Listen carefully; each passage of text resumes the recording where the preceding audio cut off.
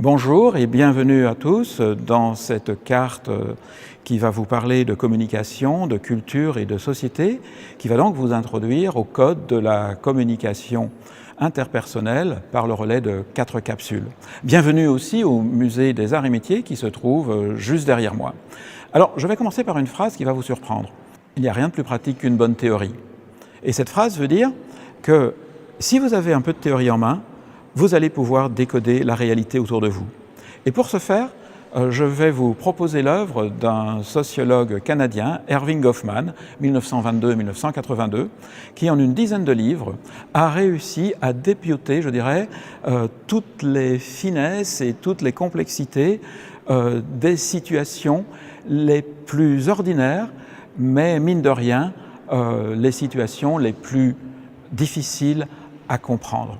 En d'autres termes, les codes de la communication interpersonnelle, ce sont toutes ces règles implicites qui régissent tout ce qui fait la vie en société, que ce soit la vie au bureau, la vie en famille, la vie dans la rue. On a l'impression d'y évoluer librement et en fait, toutes nos paroles, tous nos gestes sont sous-tendus par des règles que Goffman a mises au jour.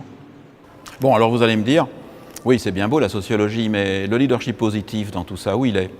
Alors moi, je vous répondrai, le leadership positif, c'est pas du mesmer. Je ne suis pas en train de mesmériser les gens, je suis simplement en train d'essayer de construire une notion de leadership positif qui passe par une analyse de la situation, par une pleine possession des codes de l'interaction et un total engagement dans la situation. Il ne s'agit pas du tout de dire aux gens « roulez-vous par terre devant moi » ou de leur dire « racontez-moi votre vie ». L'influence d'un leadership positif, elle s'assume parce qu'il s'engage dans la situation et autour de lui se met en place une pleine participation à son action.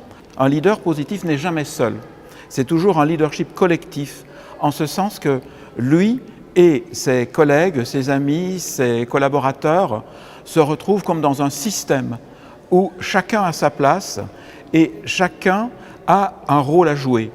Et le rôle spécifique qu'aura à jouer le leader positif sera celui d'entraîner par sa personnalité même ses collaborateurs avec lui.